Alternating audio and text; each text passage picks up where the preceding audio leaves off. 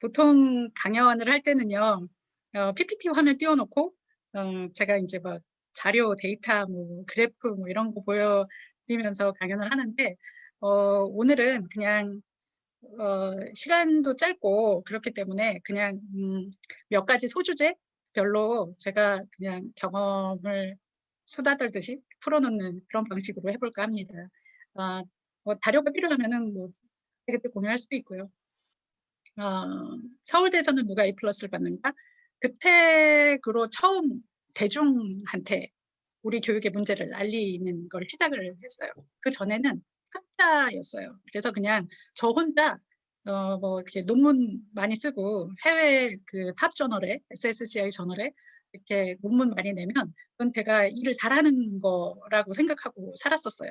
근데 그러다가 미국에 있는 한 학회에서 그 청중분들 중에 어떤 한국 분이신 것 같은데 그분이 저한테 당신은 이런 연구를 왜 하느냐, 뭐 하러 이런 연구를 하느냐, 그런 질문을 받고 그때서부터 내가 이런 연구를 왜 하지?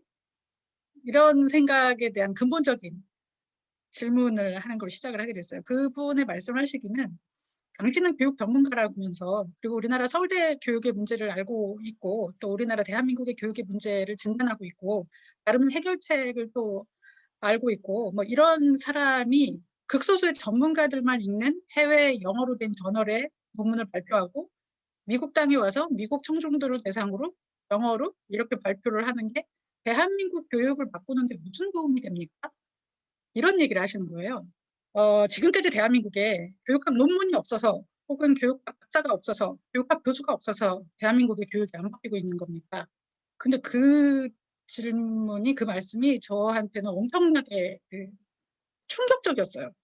왜냐하면 저는 그때까지 내 앞에 주어진 논문을 쓰면은 제 할 일을 다 했다라고 생각하고 살았었거든요.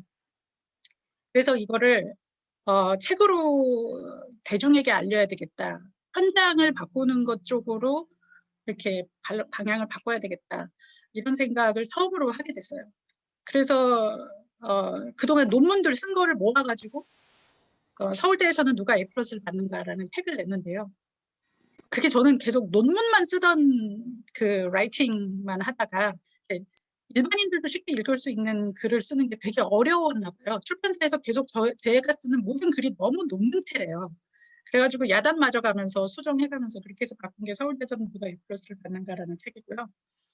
그 서울대에서는 누가 A 플러스를 받는가라는 책은 서울대 애들이 내 생각을 하면 할수록 학점이 낮더라예요. 내 생각과 교수의 생각이 달라도 근데 내 생각이 더 좋은 것 같아도 교수와 내 생각이 다를 경우에는 내 생각을 포기하고 교수의 말을 쓴다라는 답변이 높을수록 학점이 높았어요. 그러니까 내가 생각하는 부분을 포기를 하면 할수록 학점이 높았고요. 내 생각을 쓰면 쓸수록 학점이 낮았어요. 맞아요. 서울대에서는 어떻게 A 플러스를 받는가에 대해서만 쓰자고 처음에 어떤 큰 출판사에서 제안을 했었어요. 그러면 고등학교 학부모들과 학생들이 다 살 거기 때문에 이 책은 대박이 날 것이다.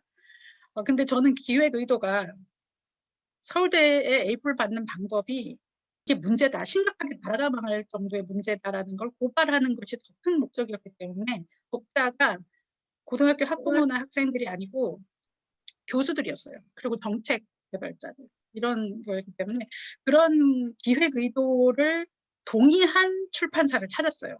제가 한 책을 내기 전에 한 20군데 이상의 출판사에 뿌렸거든요. 첫 챕터하고 시놉시스 전체 목차를 판매고와 상관없이 그 기획 의도에 동의해주는 곳을 이제 선택을 하게 됐죠. 서울대에서는 어떻게 A 플러스 받는가까지만 쓰면 제가 대한민국 학생들이 다 샀을 거기 때문에 제가 인쇄 부자가 된다고 출판사에서 엄청 처음에는 꼬셨던 기억이 있습니다. 아무튼 그 서울대에서는 누가 A 플러스를 받는가는 서울대가 목표로 하는 인재들이라는 게 있어요. 21세기 4C 뭐 많이 들어보셔서 아실 텐데 굉장히 크리티컬한 생각을 하고 크리에이티브한 사고를 하고 그다음에 콜라보레이션도 잘하고 커뮤니케이션도 잘하고 글로벌 리더십도 잘 이런 식의 인재를 기르겠다라고 대학 홈페이지 같은 데 다 써 있어요. 그렇게 선언을 하고 근데 그런 애들은 학점을 더 낮게 줘요. 그거를 1000명 넘는 학생들의 데이터로 이제 다들 서울대 학점이 높을수록 생각이 깝깝할 거야라는 막연한 인식들은 있었지만 그거를 데이터로 확인을 한 거는 처음이었거든요. 그래서 그거를 그렇게 해서 쓴 책이었어요. 근데 그거의 원래 제목은 What is assessed? 였어요. 그러니까 뭐가 평가되느냐. 왜냐하면 학생들이 그렇게 내 생각을 포기하는 애들일수록 학점이 높다고 했잖아요. 그 애들의 공부 방법은 교수의 말을 한마디도 빼놓지 않고 말을 문장의 형태로 받아 적는다는 거였어요. 그리고 그거를 2번, 3번 반복해서 공부하고 이런 거였거든요. 그 공부 방법의 문제는 그게 평가되기 때문이라고 생각을 했어요. 왜냐하면 학생들이 서울대에도 프로젝트 학습도 있고 토론 학습도 있고 각종 구별 토론 정말 다 있어요. 근데도 더 받아 적을수록 한마디도 빼놓지 않고 받아 적을수록 그리고 내 생각을 포기하고 교수의 의견을 따를수록 학점이 높았잖아요. 그래서 왜 그러냐 그랬더니 프로젝트도 있고 토론도 있고 이런 것도 다 있지만 그런 거에는 결정적 검열이 안 돼요. 그러니까 학점에 결정적 영향을 미치는 게 내 생각을 포기하고 교수의 말을 그대로 교수의 관점, 논리 흐름, 용어 이런 것까지를 그대로 카피하는 것일수록 학점이 높다. 그게 결정적 변별 요인이다. 학점 요인이다. 그렇게 얘기를 하더라고요. 그래서 결국 애들이 왜 그렇게 공부를 하느냐는 그렇게 평가되기 때문이다. 그럼 교수들은 왜 그렇게 가르치느냐? 교수들의 인사고과에도 그렇게 평가되기 때문이다. 근데 이런 식의 그 해석을 하게 된 그 결과였어요. 연구 결과가. 그래서 결국은 평가가 문제라는 생각을 하게 됐어요. 그게 서울대 A+의 결론이에요. 서울대 A+ 그 책은 이제 이후에 뭐 KBS 명견말리에도 뭐 나왔고 EBS 다큐 프로그램도 나오고 그래서 유튜브나 이런 데 서울대 A+ 이렇게 치면 아니면 이혜정 소장 이렇게 치면은 다 그 유튜브에 클립들이 다 나오니까 그거를 좀 참고하시면 될 것 같고요. 저는 근데 그거는 대학 교육에 대해서만 쓴 거예요. 근데 그 이후에 전국의 초, 중, 고 공교육계에서는 너무나 많은 독자분들이 공교육에서는 어떻게 하면 좋겠나요? 우리 애가 초등학생, 뭐 중학생 뭐 이런데 어떻게 하면 될까요? 뭐 이런 식의 질문들이 굉장히 많았어요. 그래서 제가 대학 교육에 대해서만 쓰다가 이게 대한민국 전체 교육 패러다임을 생각하지 않을 수 없겠구나 이런 생각을 하고 그렇게 해서 쓴 책이 대한민국의 시험이라는 책입니다. 서울대 에이블 그 책도 300 몇십 페이지인데 전체의 절반 이상이 사실은 해결책이에요. 근데 너무나 많은 언론에서 해결책보다 앞에 있는 문제제기 쪽만 하이라이트를 했어요. 근데 대한민국의 시험은 대놓고 솔루션이에요. 그냥 한 책 전체가 다 이렇게 바꾸자. 그러면 될 것 같다라는 그런 얘기거든요. 이제 그게 어디서 나왔냐면 그 대한민국의 시험이라는 책이 2017년에 나왔는데 제가 교육학자이기 이전에 학부모 엄마로서 2 아이를 기른 경험에서부터 이제 시작이 돼요. 저희 그 큰애가 한국 공교육에 잘 적응을 못했어요. 근데 이따가 이제 그 제가 어떻게 양육을 했는지를 좀 말씀을 드릴 텐데 제 양육법에 나름의 이제 좀 문제가 있어서 그래서 공교육에 잘 적응을 못했을 수도 있어요. 근데 아무튼 잘 적응을 못했어요. 왜냐면 저희 아이는 큰애는 왜 엄마 학교에서는 글쓴이의 생각만 물어요?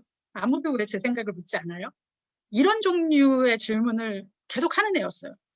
엄마 이 문제는 1번도 2번도 답이 될 수 있는데 정답은 3번이래요. 근데 그렇게 하면 1번도 답이 될 수 있고 2번도 답이 될 수 있잖아요. 라는 이런 그 문제에 대한 이의를 계속 제기하는 애였어요. 근데 학교에 선생님들 계시면 혹시 알 수도 있는데 매 수업 시간마다 이런 질문을 하는 애는 굉장히 민폐예요. 왜냐면 진도를 나가야 되는데 얘는 계속 이렇게 질문을 하니까.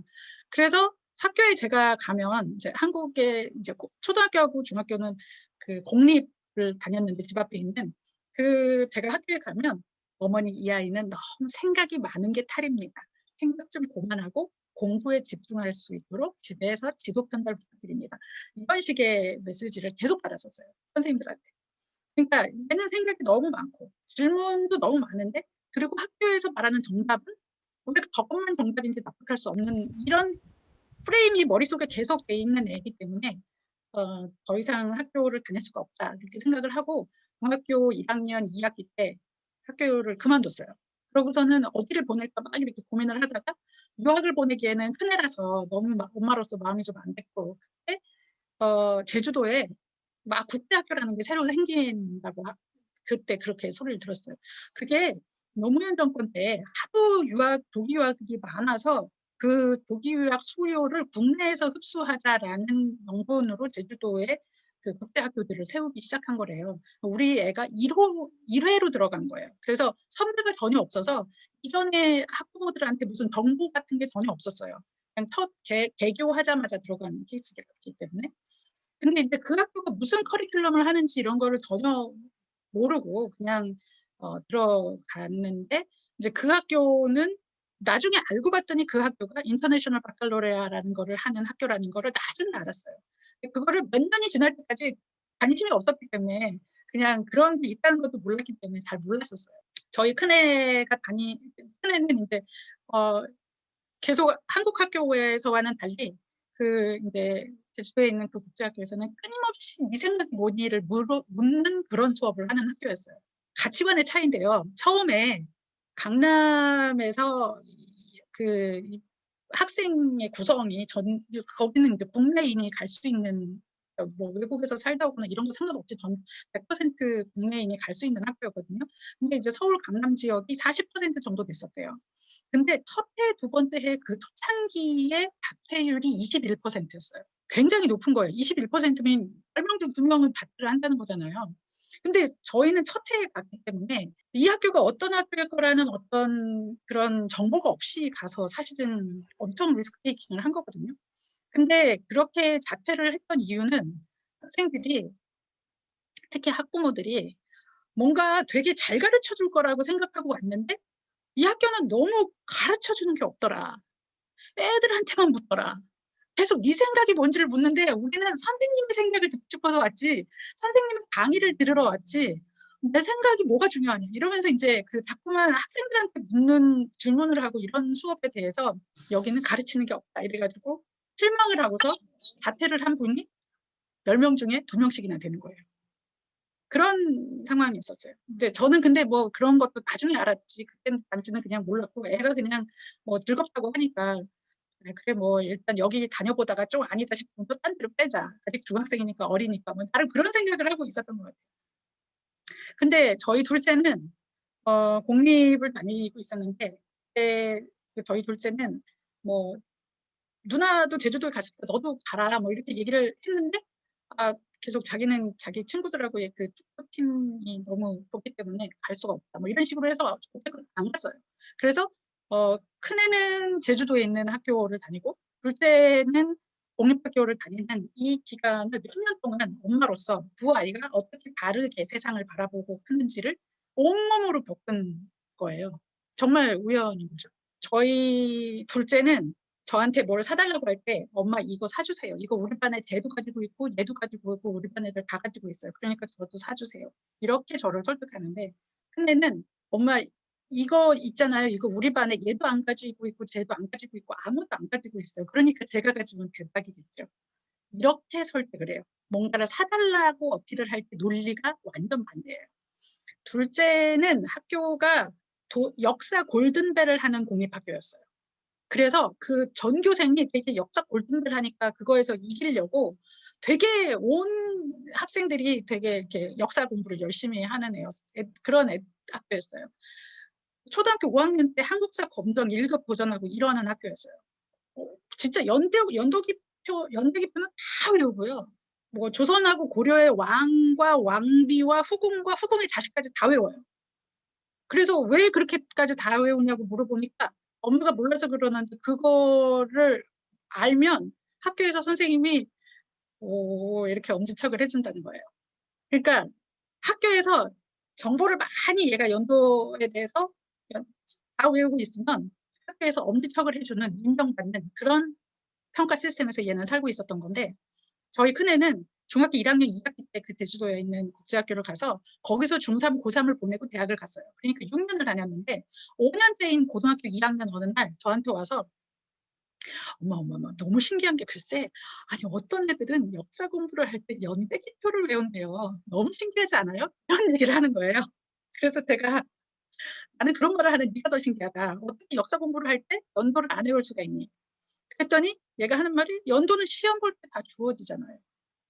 그러니까 얘는 연도는 시험 볼 때 다 주어지는 그런 역사 시험을 보고 있었고요. 수학은 공식집이 주어지는 그런 수학 시험을 보고 있었고요. 화학은 주기율표는 기본적으로 주어지는 그런 화학 시험을 보고 있었어요. 근데 우리 둘째는 중학교 2학년이 되니까 공립에서 진짜 1학기 내내 주기율표 외우는 시험 봤던 것 같아요. 그러니까 계속 그 공식 외우고 뭐 주기율표 같은 거 외우고 연도 다 외우고 그러니까 둘째가 누나한테 뭐 임진왜란, 병자호란, 삼포회란, 정유재란 "누나 이거 시대순위 알맞게 나열해 봐." 이런 거를 누나한테 물어요. 그럼 누나는 연도를 안 외웠으니까 그건 잘 몰라요. 그런데 누나는 "그러면 너는 그런 전쟁들 끝난 후의 평화 합의가 또 다른 갈등을 야기한다는 주장에 대해서는 어떻게 생각해?" 이렇게 물어요. 얘는 이런 종류의 시험 문제가 중간고사, 기말고사, 수능에 나오는 그런 평가 체제에 살고 있었던 거고요. 우리 둘째는 다음 중 시대순위에 알맞게 나열한 것은, 다음 중 가장 적절한 것은, 이런 거가 중간고사, 기말고사, 수능에 나오는 그런 평가 체제 하에서 살고 있었던 거예요. 여러분들 그냥 인터넷에 검색해 보면 수능 시험 문제는 다 공개돼 있거든요. 수능 시험 문제 보면은 다운받아서 한번 보세요. 그러면 문제 형태만 보셔도 국어 같은 경우 1번서부터 45번까지 45개의 문항이 있는데 그 문제가 100% 다음 중 적절한 것은, 다음 중 적절하지 않은 것은, 다음 중 옳은 것은, 다음 중 옳지 않은 것은, 이 질문이에요. 그게 다예요. 누군가가 정해놓은 적절한 것 혹은 적절하지 않은 것을 맞춰내는 문제인 거예요. 그러니까 사람들이 수능은 암기로만 풀 수 없어요 이 얘기를 하는데 수능이 암기를 측정하기 때문에 문제라는 게 아니라 내 생각을 물어보지 않고 누군가가 정해놓은 남의 생각을 맞추는 패러다임이기 때문에 문제라는 거예요. 수능은 근데 되게 이게 어렵거든요. 그 시험 문제 자체가 어려운데 그 어려움의 난이도의 그 요인은 뭐냐면 질문의 깊이에 의해서 난이도가 결정되는 게 아니고요. 5개의 보기가 주어지는데 그 보기가 얼마나 다 비슷비슷하게 똑같으냐에 의해서 난이도가 결정돼요. 그래서 그 5개의 보기 중에서 2번하고 3번하고 4번이 되게 아리까리하게 비슷하다. 너무 헷갈린다. 그럼 난이도 높은 거예요. 어려운 거예요. 그러니까 우리는 그 미묘한 그 보기의 그 미묘한 차이를 변별해내는 능력을 고득점으로 보상해주는 그런 시스템이잖아요. 그러니까 이제 이게 내 생각을 근본적으로 볼 수 없다는 이게 문제인 거예요. 근데 예를 들어서 다음 중 가장 적절한 것은 이런 시험 문제인 반면 큰애의 수능은 대입시험은 국어 시험 같은 경우 문학 작품은 허구임에도 불구하고 진실을 추구한다고 말할 수 있는지 2시간 동안 써봐라. 네가 학교에서 배웠던 작품 2개를 예를 들어서 이런 시험 문제예요. 예를 들어서 역사 같은 경우는 동학혁명이 일본의 조선 병합을 불가피하게 만들었다라는 주장에 대해서 너는 얼마나 동의하는지 2시간 동안 써봐라. 이런 시험 문제예요. 한국전쟁 발발에 외세의 영향은 어느 정도로 영향을 미쳤는지 2시간 동안 써봐라. 영어 같은 경우는요. 내가 친구들하고 무슨 모임을 가려고 하는데 어떤 옷을 입을지 고민이다. 근데 어쨌건 네가 선택한 의상을 설명하고 왜 그 옷을 선택했는지 친구한테 설명하는 이메일을 써봐라. 그런 거를 써봐라. 뭐 학교 문집에 글을 써봐라가 수능이고요. 말해봐라가 내신이에요. 어떠한 경우도 단어나 문법이나 이런 것처럼 보지 않아요. 그러니까 굉장히 쓰고 말할 수 있게끔 하는 그런 시험 문제잖아요. 근데 우리나라 시험 문제는요. 수능에서 그 IB에서도 독해 지문 보고 그거를 이해하는 거를 측정하는 시험 문제도 있어요. 근데 그 시험 문제에서 제일 어려운 지문의 난이도를 측정해 보니까 미국 현지 학생의 9.1학년 그러니까 6학년 지나고 나서 9학년이면 중학교 3학년이거든요. 그러니까 미국 현지 학생들의 중학교 3학년 정도면 이해할 수 있는 그런 난이도였어요. 그런데 한국의 수능에서 가장 어려운 지문은 16.3이었어요. 그러니까 16.3학년. 그러니까 12학년이 고등학교고 대학 졸업하면 16학년이잖아요. 16.3학년이면 대학원인 거예요. 그러니까 IB는 인터내셔널 바칼로리아는 전 세계에서 공인된 국제 인증 대입 시험인데 그거에서 제일 어려운 지문은 9.1학년 수준인데 우리나라 수능은 16.3학년 수준이라고 서울대 영어교육과 교수님이 분석을 해가지고 이렇게 두 개를 비교 분석해서 한 게 있어요. 그러니까 독해는 너무 지나치게 어려운 문제를 내면서 근데 말하기 듣기는 또 못하잖아요. 근데 여기 지금 IB 시험을 보면은 독해는 그렇게 어렵지 않고 또 단어나 문법 시험을 보지 않으면서 그런데 실제로 네가 모임에서 어떤 옷을 입었고 왜 그거를 선택했는지 친구한테 이메일을 써봐라. 그걸 한 페이지 카드 쓰는 거예요. 그리고 뭐 아니면은 부모가 아이의 의견에 그 의사결정에 개입을 언제까지 해야 된다고 생각하는지 그거를 네가 한번 학교 문집에다가 비고문을 써봐라. 이런 식의 시험이 수능 문제예요. 그리고 그걸 말해봐라가 내신 문제예요. 그러니까 실제로 이 교육을 받으면 영어로 말하고 쓸 수가 있는 거예요. 근데 우리는 수능에서 만점을 받아도 영어에서 말하고 쓰기 힘들어요. 그러니까 도대체 나는 우리는 도대체 뭘 위해서 공부를 하지? 그러니까 공부를 되게 열심히 해요. 죽어라고 열심히 하는데 근데 엉뚱한 쪽으로 전력 질주를 시키고 있구나. 이런 생각이 드는 거예요.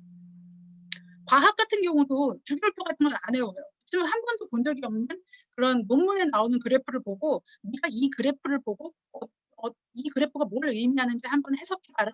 어떠한 가설을 이 그래프를 바탕으로 해서 한번 검증해봐라. 아니면 이거를 뭔가를 해결하기 위해서 너는 어떠한 제안을 할 수 있는지 한번 해봐라.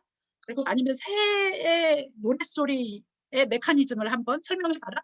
뭐 이런 식의 굉장히 과학자들이면 풀 수 있는 그런 시험을 보는데요. 우리나라는 과학자들이 풀 때 어려운 시험을 보고요.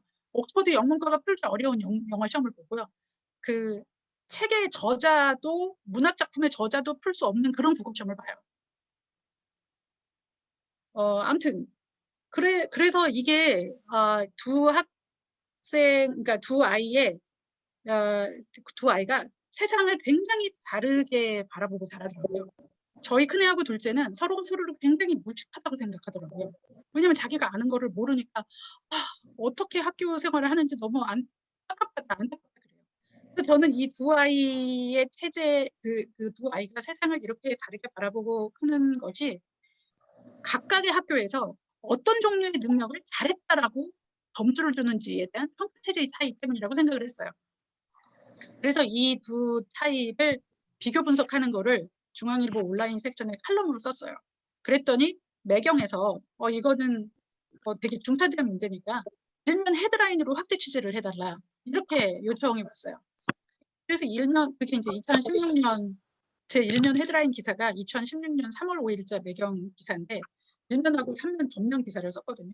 근데 그거를 하기 위해서 이제 엄청 취재를 많이 했잖아요. 준비를 많이 하는데 그 준비를 1, 2월 달에 했어요. 2016년 1월, 2월 그때. 근데 그 준비를 하는 중에 너무 제가 충격을 이제 받은 일이 있었는데 저는 큰애네의 이 교육이 나름 우리 한국 공교육에서 벤치마킹할 게 많다고 생각은 했지만 전적으로 도입한다는 건 꿈에도 생각을 못했었어요. 왜냐하면 첫째는 국어랑 국사 빼놓고 다 영어로 수업해요. 그러니까 일단 언어적인 문제로 공교육에 도입을 할 수 없죠. 두 번째는 한국 공교육은 공짜가 아닌데 사실은 엄청난 국가의 세금이 들어가서 운영이 되는데 학부모 입장에서는 돈을 하나도 안 내잖아요. 그러니까 공짜인 것처럼 느껴져요. 근데 국제학교는 막 되게 돈 많이 내야 되거든요. 막 수천만 원씩 내야 돼요. 그러니까 저는 이런 교육을 비싼 교육을 어떻게 공교육에 도입을 하겠나라는 생각 때문에 공교육에 도입을 한다는 건 꿈에도 생각을 못하고 다만 저의 처음에 이제 생각은 근데 이런 것들이 있으니 우리가 참고를 해서 우리 교육을 좀 더 개선을 해보자 이런 차원으로 이제 쓴 거였었거든요. 근데 그거를 미경의 일면 헤드라인 기사를 취재하는 동안 너무나 우연히 그 큰애네 저 비싼 교육을 영어로 진행되는 저 국제학교에서만 운영되는 저 비싼 교육을 일본은 정부가 나서서 전체 자국어로 바꿔서 공교육에 공립학교에 공짜로 도입을 하기로 결정을 제가 그 기사를 취재하던 것보다 3년 전에 했다는 거를 처음 알게 된 거예요. 정말 너무너무 그게 충격이었어요. 3년 전에 했으니까 2013년에 했거든요. 근데 그때 제가 너무 놀랬던 게 그 어떻게 이런 생각을 하지? 전체 자국어로 바꿔서 공교육에 도입? 공립학교에? 이걸 공짜로? 저는 큰애와 둘째가 어떻게 다른 역량을 가지고 생각하는 사고력, 힘이 어떻게 다른지를 엄마로서 온몸으로 몇 년 동안 지키고 있잖아요. 그러니까 이거를 한두 명이 아니라 공교육에 도입을 한다는 거는 진짜 어마어마한 혁명적인 일이라고 생각을 해서 충격을 받아가지고 그 얘기를 듣자마자 그 자리에서 문부과학성 홈페이지를 뒤져서 전화를 했어요. 일본 정부에.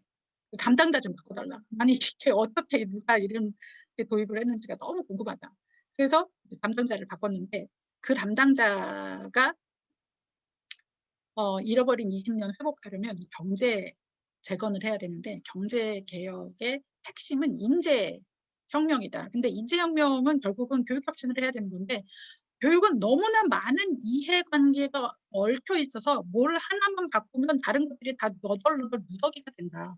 그래서 바꾸기가 되게 어렵다. 그래서 한국의 개념으로 치면 히팅크를 통째로 영입하는 개념으로 IB를 통째로 영입했다. 인터내셔널 바칼로레아 프로그램을 통째로 다국어로 바꿔서 공립학교에 도입하는 거를 영입했다. 이런 얘기를 하는 거예요.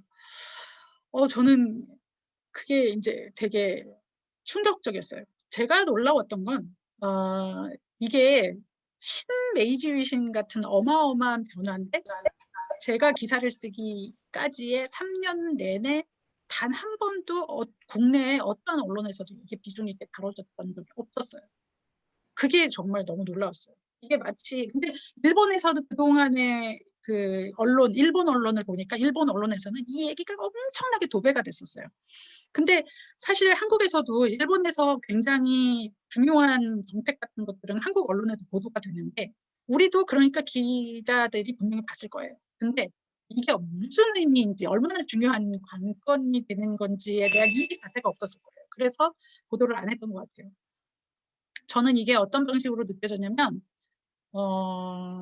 그냥 구한말 근대화가 전 세계에 쓰나미처럼 닥쳤을 때 아시아에서 일본이 최초로 메이지 유신에 성공하고 그러고 지금까지 한 세기 이상 아시아를 선점하고 있어요.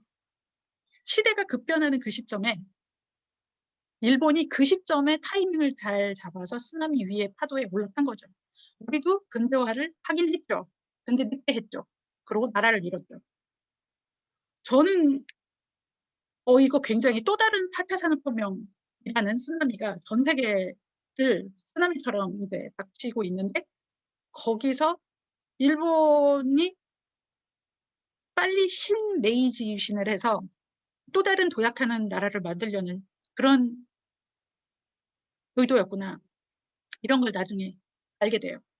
제가 그때 문부과학성 담당자하고 통화를 했을 때는 담당자잖아요. 담당자는 시키는 일을 하잖아요. 그러니까 위에서 누가 이걸 주도했을지 그 사람하고 인터뷰를 하고 싶었어요.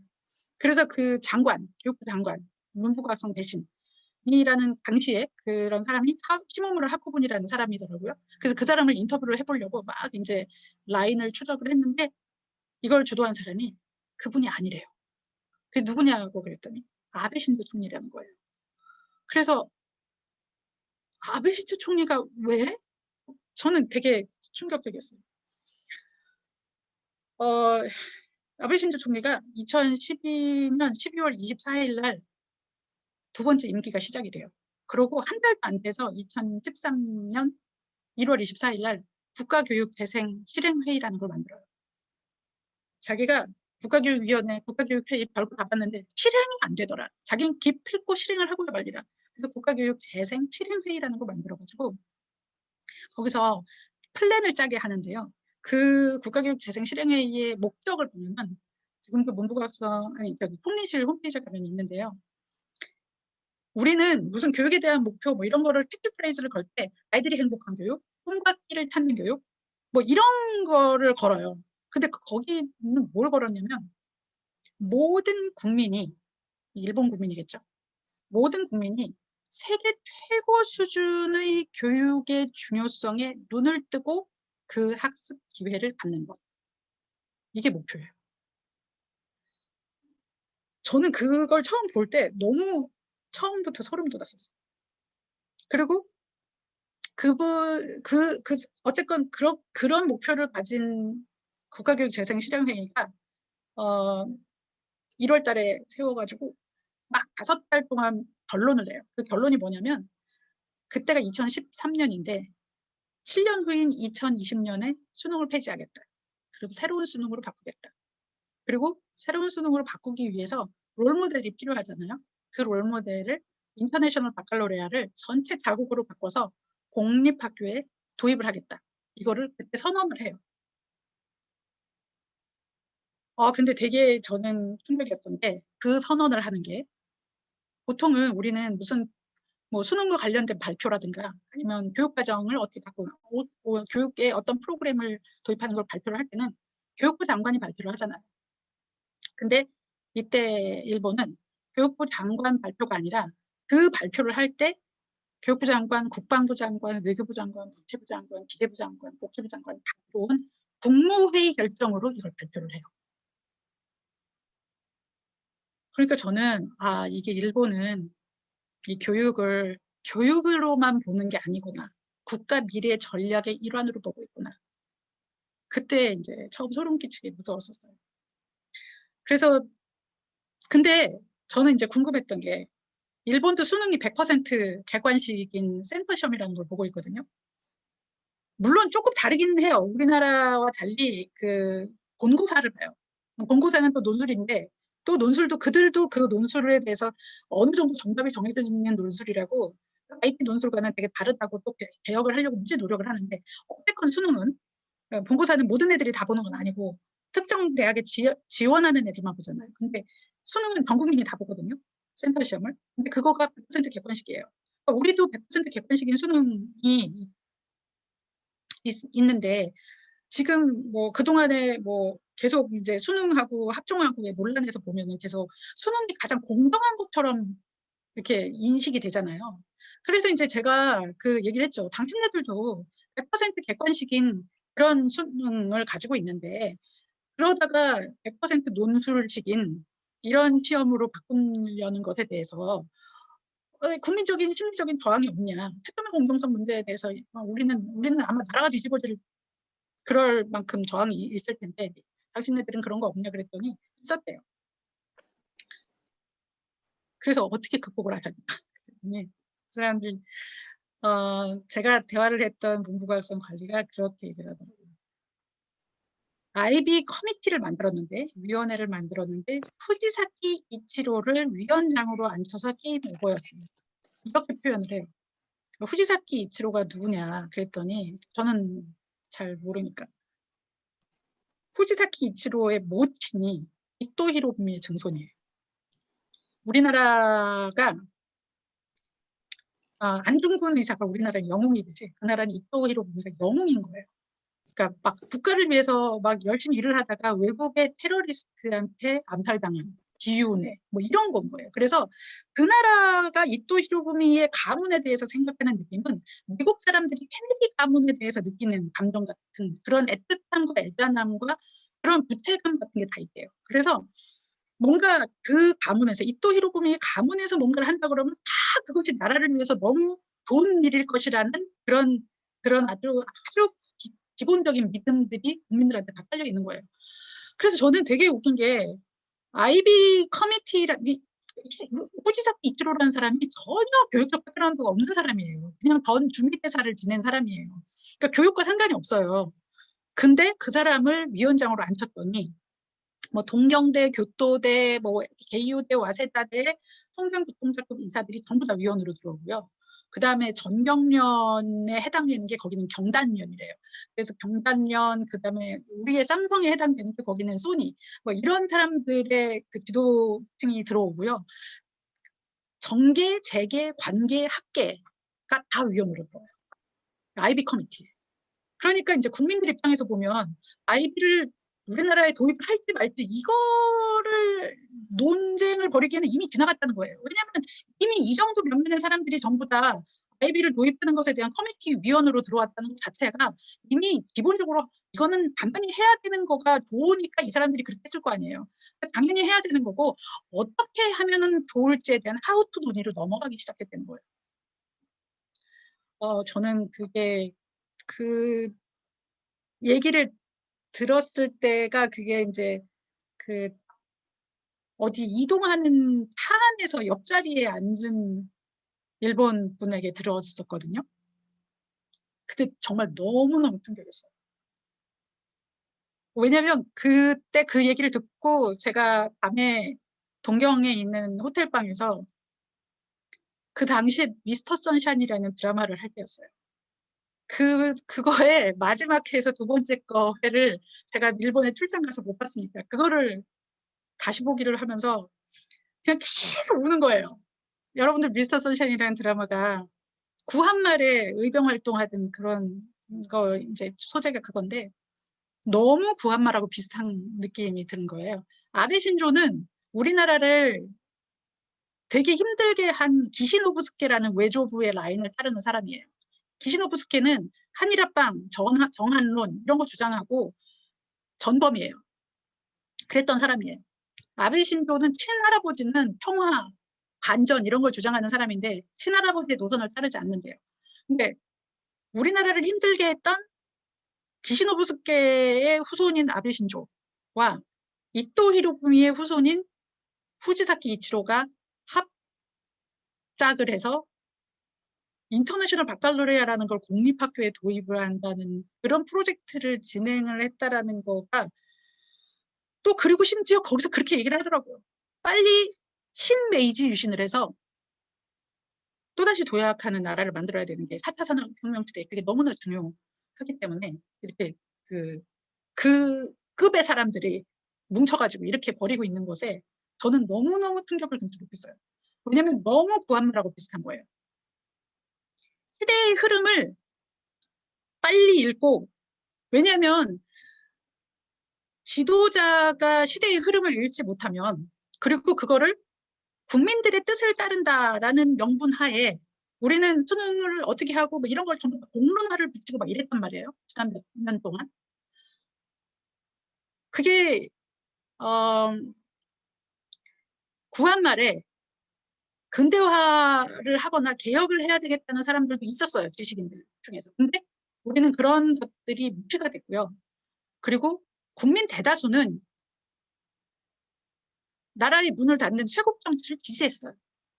그러니까 국민의 대다수는 양이 적사, 뭔가 대항을 해가지고 뭔가 이런 것들을 전부 다 불편해했었어요.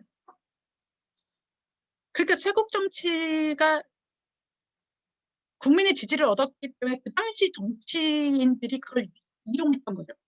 근데 지금도 이런 교육에 대한 것을 어떤 사람들은 공립학교에 200개 도입하기로 결정했다라는 그걸 보고 어떤 교육기관의 수장이 진짜 좋으면 200개, 꼴랑 200개를 도입을 했겠느냐. 200개 밖에 도입을 안 한 거는 이거는 한국에서 특정인이 부안이동을 하는 것 같아요. 제가 특정인인 것 같아요. 그렇게 얘기를 누가 하셨다고 하더라고요. 저는 그 얘기를 듣고 너무 기가 막혀가지고 바로 칼럼을 썼어요. 그걸 200개 밖에라고 인식을 했느냐. 나는 200개씩이나로 봤다. 저게 우리나라는 창과 팔이 2만 개 정도 있는데 쟤네들은 조총이 200개밖에 없어. 그러니까 무시해도 돼. 나는 인식하고 똑같다고 생각을 했어요. 왜냐면 저는 그게 차원이 다른 무기가 될 거라고 생각을 했거든요. 그래서 일본 애들 못지않게 우리나라도 교육이라면 둘째가라면 서러워하게끔 전 국민에게 전력 질주를 시키는 나라예요. 근데 엉뚱한 방향으로의 전력 질주면 그거 우리가 진짜 다시 생각해 봐야 되지 않나요? 그러니까 저는 우리는 죽어라고 열심히 하긴 하는데 근데 방향이 틀렸구나. 다른 종류의 능력을 하는 거구나. 엉뚱한 능력을 하는 거구나. 4차 산업혁명에 대비하는 종류의 역량을 기르는 게 아니라 인공지능에 백전백패할 역량을 기르기 위해서 인공지능하고 싸워서 이길 수 없는 그런 역량을 기르기 위해서 전 국민이 밤을 새는구나. 학생들이. 이런 안타까움이 들어서 이거는 내가 몰랐으면 모르겠는데 안 이상 이거를 독립운동하듯이 알려야 되겠구나. 이런 생각을 하게 됐어요. 그래서 그때 2016년 3월 5일 날 기사를 쓰고 그때서부터 이제 자료를 모으고 해서 그거를 이제 정리를 해서 낸 게 2017년에 대한민국의 시험이라는 책이에요. 근데 그 책을 쓰고서 많은 이제 교육청들이 관심을 갖기 시작을 했어요. 그래서 그때 지금까지 2017년 2월에 책이 나온 이후로 제일 처음에 관심을 가진 데는 서울시 교육청 조희영 교육감이셨고, 조희영 교육감이 저를 만나서의 첫 번째 질문이 뭐였냐면 2017년 상반기 당시에는 수능을 몇 과목을 절대평가할 것이냐로 이란 이안을 가지고 거의 교육계에서는 전 국민이 싸울 때였어요. 근데 수능을 몇 과목을 절대평가를 할 것이냐, 4과목을 할 것이냐, 전 과목을 할 것이냐, 이거 가지고 막 싸울 때였는데 저한테 첫 번째 질문이 조희영 교육감께서 수능 몇 과목이 절대평가하는 게 적절하다고 생각하십니까? 이거였어요. 만나자마자 의자에 앉기도 전에 첫 번째 질문이. 그래서 저의 반문은 몇 과목을 절대평가를 한들 아이들이 책상 위에서 푸는 시험 문제의 종류가 바뀝니까? 지금 현재 영어하고 역사가 절대평가가 돼 있는데 걔네들이 책상 위에서 푸는 시험 문제 종류가 바뀌었습니까? 절대평가가 돼서 조금 더 쉬워졌을 수는 있겠지만 어차피 풀던 문제집 풀고 풀던 시험 문제 풀면 길러지는 능력 똑같을 거고 그러면은 4차 산업혁명 대비 못하는 것도 똑같을 거고 그러면 교육은 뭐가 바뀌는 겁니까? 기회의 평등 경쟁의 완화가 된다고 한들 시대가 요구하는 능력을 길러주지 못하면 그 교육은 무책임입니다. 아무튼 그래서 이제 서울시 교육청에서 그러면 이거를 공교육에 어떻게 연착륙을 시킬지 연구를 해달라고 하더라고요. 근데 그때 당시 서울시 교육감께서는 그냥 우리 교육을 할 100% 중에서 한 70%는 기존 교육하고 한 30%는 이렇게 꺼내는 교육, 한 70% 집어넣는 교육 이렇게 하면 어떻겠느냐 이런 식의 이제 생각을 하고 있었어요. 근데 제가 연구진을 꾸려가지고 우리 연구진을 각계의 전문가들이 모여서 7명이 연구를 했는데 보면 볼수록 이거는 섞을 수 있는 문제가 아니더라고요. 왜냐하면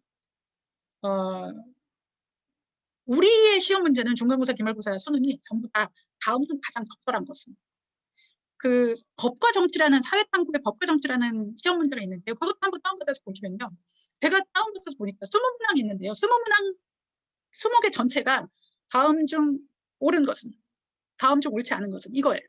근데 법과 정치는 어제 옳았던 게 오늘 옳지 않을 수도 있고요. 그 다음에 오늘 여기서 옳았던 게 딴 동네에서는 옳지 않을 수도 있는 게 법과 정치예요. 그러니까 왜 그게 옳을 수 있는지 옳지 않을 수 있는지 옳아서는 안 되는지에 대해서 디스커션을 하거나 자기의 생각을 기르거나 네 생각이 어떤지를 묻는 거는 전혀 하지 않는 상태에서 누군가가 정해놓은 옳은 것을 맞히는 것이 시험 패러다임인 거예요. 그러니까 저는 이걸 섞기가 되게 기존의 한국 공교육하고 섞는 거는 이게 주관식 객관식의 문제가 아니라는 거예요.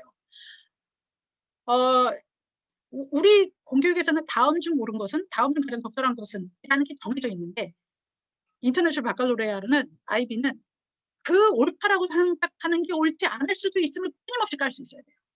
그런 교육이에요. 왜 옳아야 되는지 그게 왜 옳지 않을 수 있는지에 대해서 계속 할 수 있어야 돼요. 그러니까 계속 내 생각을 물어요. 그거에 대해서 네 생각이 뭐냐를 물어요. 100명이면 100명에게 다 다른 답이 나와야 돼요. 그러니까 한 가지 정해진 정답이 있는 게 아니에요.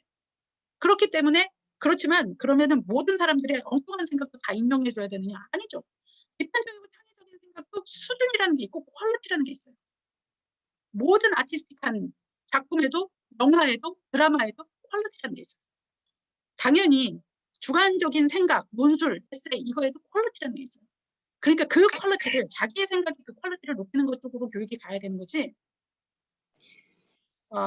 누군가가 정해놓은 정답을 맞추는 것 쪽으로 가는 패러다임이 아니기 때문에 이거는 섞을 수가 없겠더라. 왜냐하면 우리나라 교육이 기존의 서울에서 뭐 신의주를 가는 거였다면 아이비는 완전히 서울에서 부산을 가는, 그러니까 완전히 반대 방향으로 가는 거지. 그러니까 가다가 예를 들어서 하나가 서울에서 부산을 가고 하나가 서울에서 마산을 간다. 그러면 가다가 이렇게 빠질 수 있잖아요. 겹쳐지는 부분이 있는 그런 종류의 교육이 아니더라.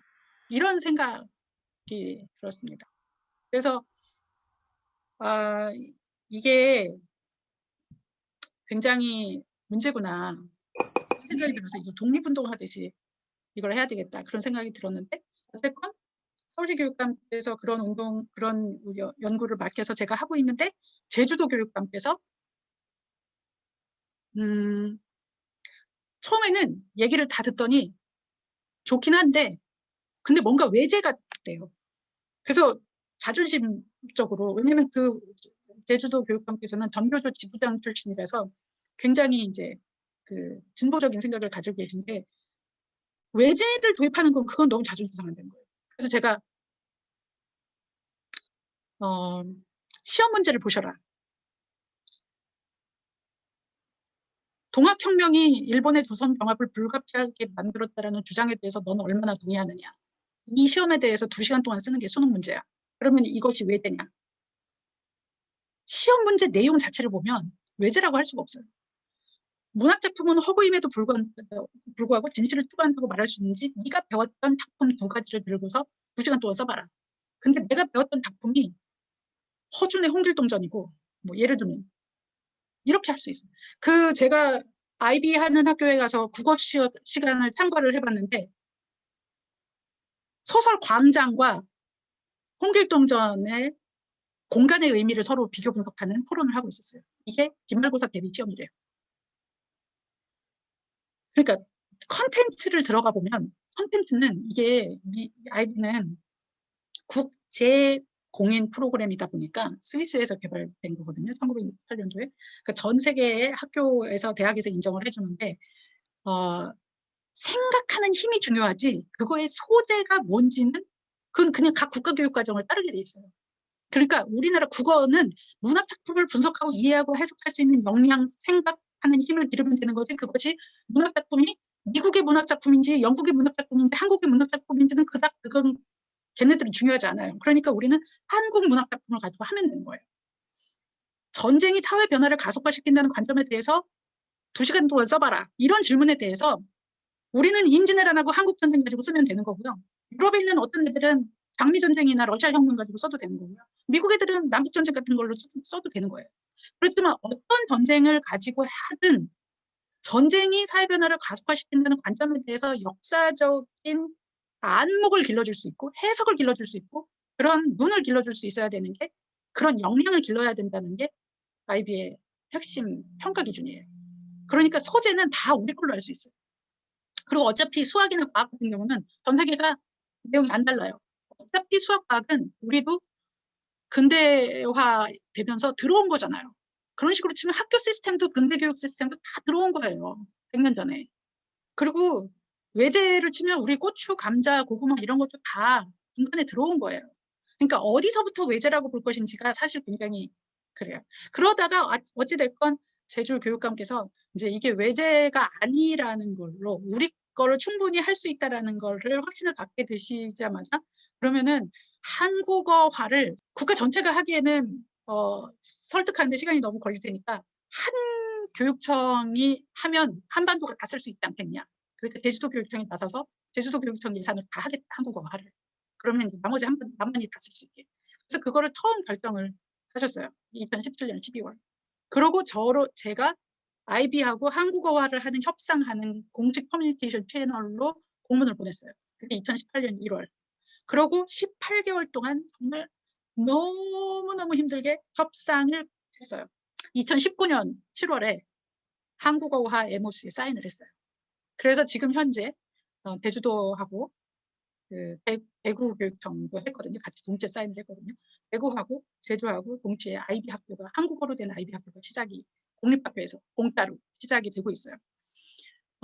대구는 지금 아이비 인정받는 학교, 그러니까 교사들이 바뀌는데 한 2년 정도 시간이 걸리기 때문에 아이비 인증을 받는 그런 학교가 될 때까지는 안심학교, 후보학교 이런 단계를 거쳐서 인증학교가 되거든요. 대구는 지금 인증학교가 몇 개 있고요. 후보학교도 몇 개 있고 안심학교도 있고 그거를 공부를 시작한 기초 학교까지 해서 대구는 71개 학교가 지금 IB 쪽을 공부하고 뭔가 수업을 전하는 걸 하고 있고요.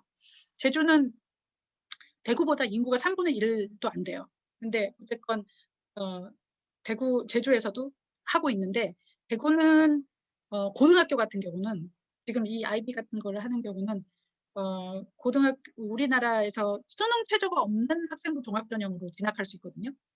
근데 수능 최저 없는 전형이 서울대는 50%가 넘고 주요 대학은 40% 정도 되고요. 또 지방으로 가면 뭐 30%뭐 그런 곳도 있는데, 아무튼 평균적으로 한 40% 정도가 돼요.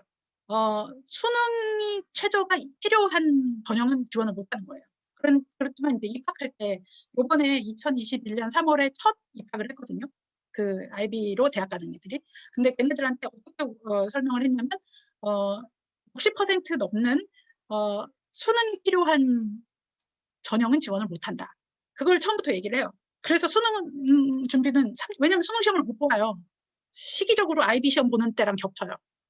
그래서 수능 시험 못 보고, 그런데 네가 여기를 들어오면 3년 동안 단 한 번도 수능 문제를 풀지 않고, 단 한 번도 객관식 문제집을 풀지 않고, 단 한 번도 기존의 학교에서 보던 중간고사, 기말고사 같은 시험을 안 보고, IB스러운 다 이제 논술로 쓰고 프로젝트를 하고 이렇게 하는 시험을 3년 동안 한다.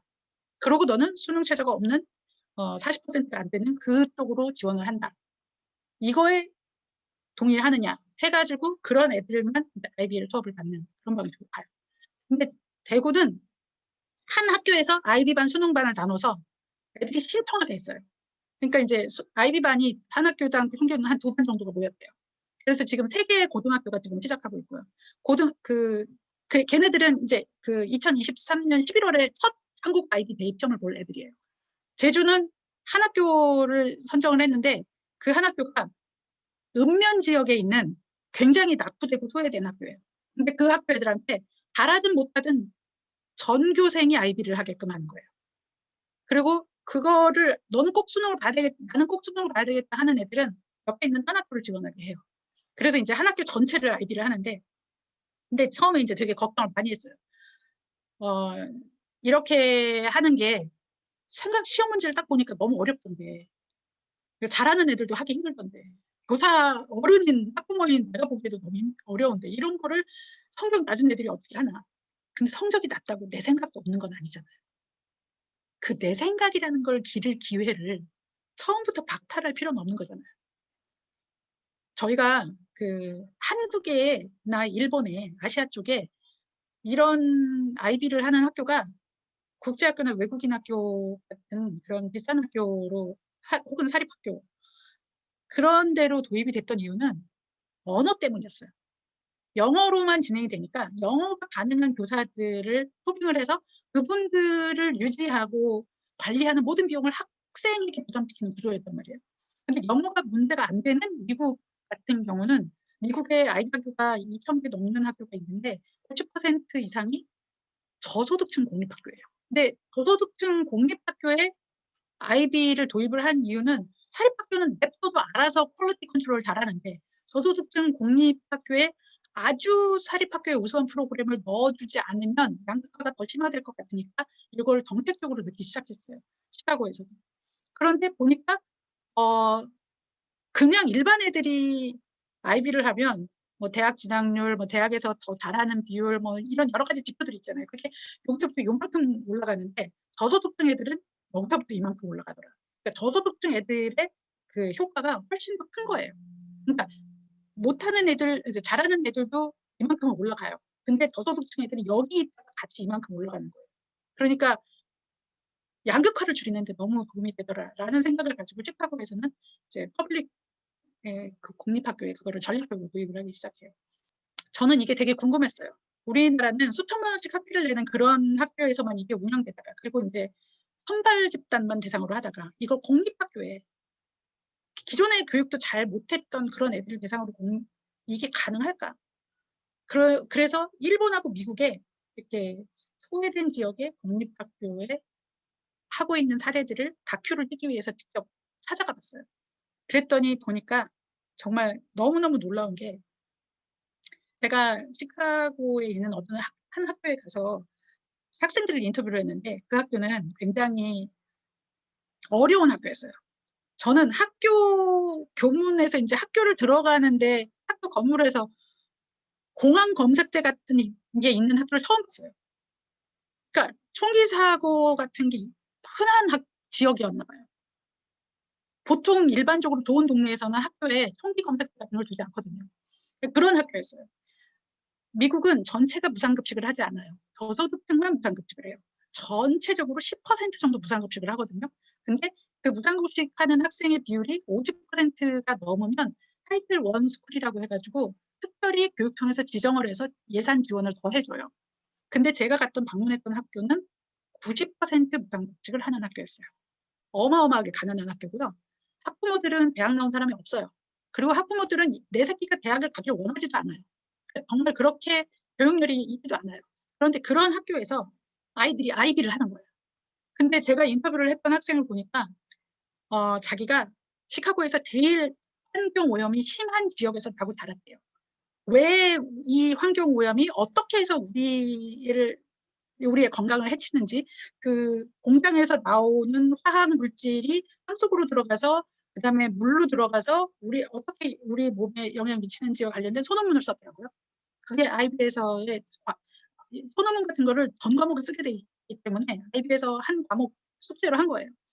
근데 자기가 이거를 어떻게 하면 개선을 할까 봤더니 구청이나 시청이나 이런 데 가서 물어봤더니 뭐 서울도 강남구하고 막 다른 구하고 예산이 동일하게 배분되지 않잖아요. 시카고도 구별로 지역별로 예산이 동일하게 배분되지 않더래요.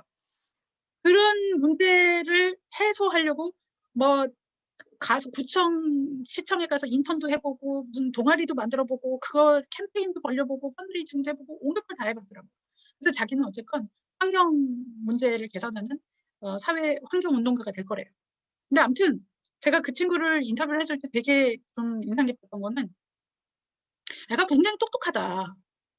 그래서 만약에 제가 무슨 환경 문제 같은 거에 기관에서 사람을 뽑겠다고 하면 제가 10년 동안 서울대에서 가르쳤는데 그 제가 가르쳤던 서울대 애와 얘를 블라인드로 인터뷰를 했을 때 얘를 뽑지 말아야 할 이유가 전혀 없겠다 싶을 만큼 많이 알고 적극적이고 열정이 있고 소통을 잘하고 자기 표현 잘하고 하여튼 너무너무 그 21세기 인재상을 다 갖추고 있다라는 그런 느낌이 들거든요. 근데 인터뷰가 다 끝나고 나서 교장 선생님한테 제 성적이 어떤지를 물었어요. 저는 진짜 한국에서 취재를 왔으니까 전교 1, 2등급을 내보낸 줄 알았어요. 근데 알고 봤더니 걔가 50점도 안 되는 애였어요. 너무 충격이었어요, 그게. 아니, 어떻게, 왜 점수가 저것밖에 안 되나? 그랬더니 그때 그 교장 선생님이 왜 점수를 보십니까? 숫자를 보십니까? 얘한테 길러진 역량을 보세요. 이런 얘기를 하는 거예요. 그 아이는 매일 하루도 안 빼놓고 4시부터 8시까지 중국집에서 알바를 해야지만 생계가 유지되는 애였어요. 그러니까 학교가 3시 몇 분에 끝나면 바로 일을 하러 가야 돼요. 그러고 알바가 끝나고 집에 오면 뻗어서 공부를 못 해요. 그러니까 근데 그 학교는 모든 애들이 다 일을 하는 애들이었어요. 그러니까 100% 풀타임으로 공부만 하는 애들이 있는 학교가 아니었어요. 너무 가난해서. 그런 학교에 이런 교육이 들어왔는데 그러니까 당연히 성적이 잘 나오게 되기가 되게 시간이 없어서 공부를 할 수가 없어요. 그러니까 걔가 가진 모든 역량은 오로지 수업 시간에만 한 거예요. 그리고 수업 바깥에서는 방과 후에는 아무것도 할 수 없어요. 돈 벌어야 돼서. 그러니까 수업 시간에만 한 걸로 저런 정도의 역량이 길러진 거라면 이거는 공교육이라는 것이 해야 할 역할에 굉장히 필요한 교육이구나. 이런 생각이 들었어요.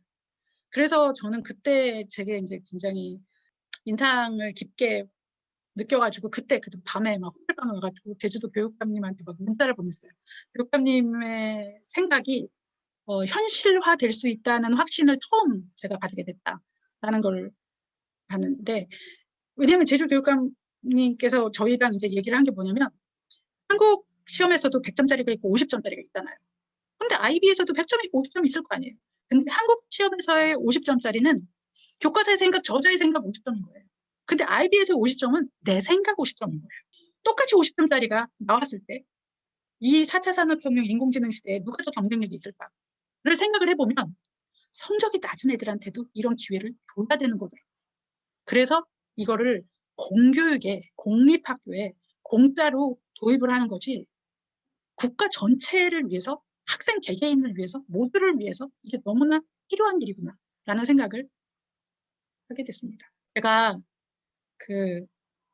오늘 얘기를 하려고 준비했던 소주제가 7개였거든요. 근데 1개 했습니다.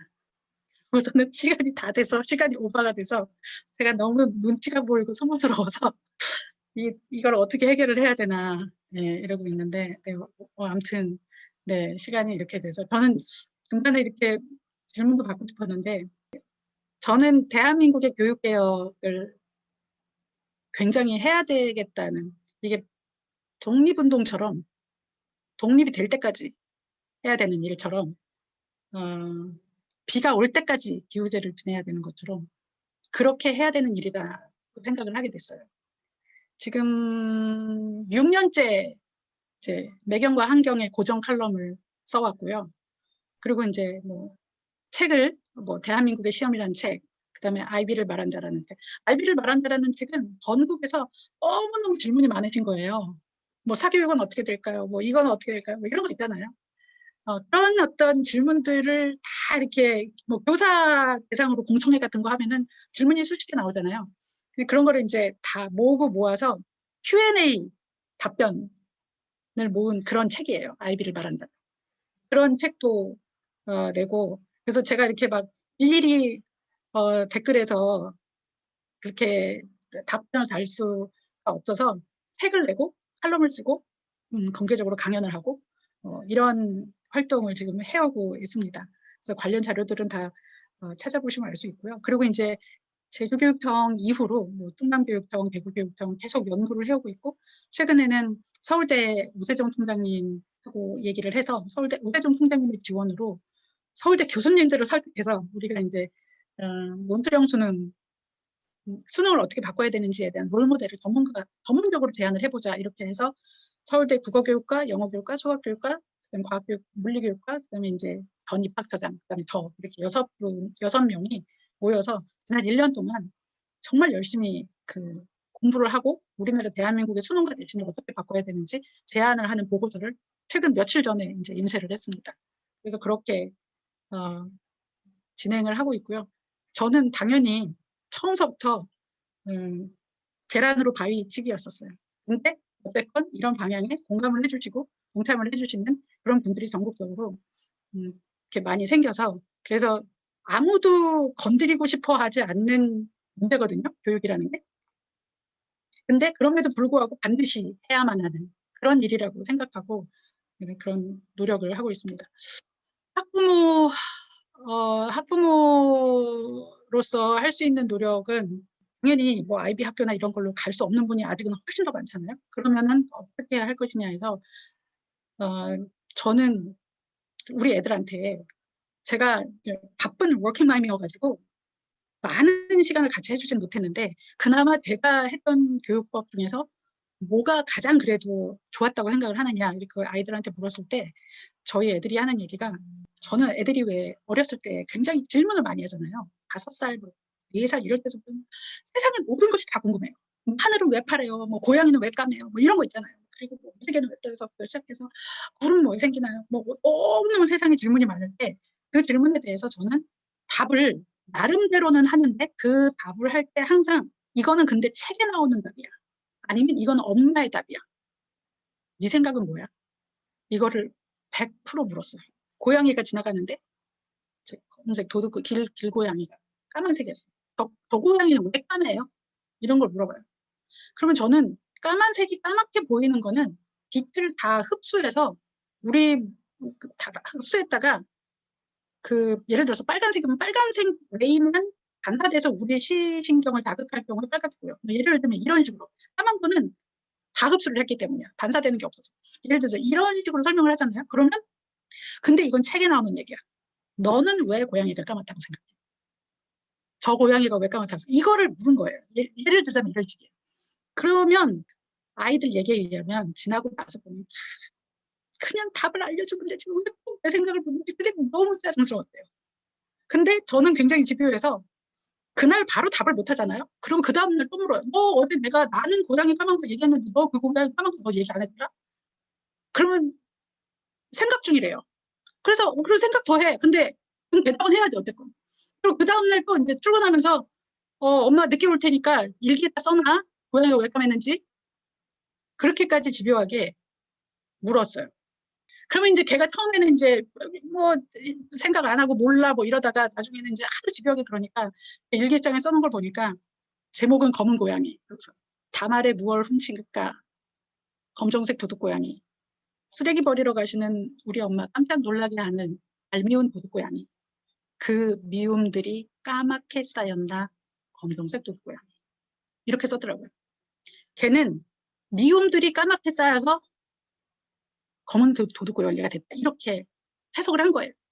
그러니까 요새 융합 많이 얘기를 하는데 그게 전공별로 뭐 교과별로 분별은 어른들이 인위적으로 한 거고요. 애들은 원래 생각이 융합적이에요. 나는 과학적으로 대답해도 쟤는 문학적으로 답할 수 있고요. 그러니까 모든 것에 대해서 내 답을 얘기를 하고 근데 네 답은 뭐야를 어렸을 때 100% 물었어요. 그러니까 얘가 학교에 가서 엄마 왜 글쓴이의 생각만 묻고 왜 내 생각을 묻지 않아요? 라는 얘기가 나오게 된 거예요.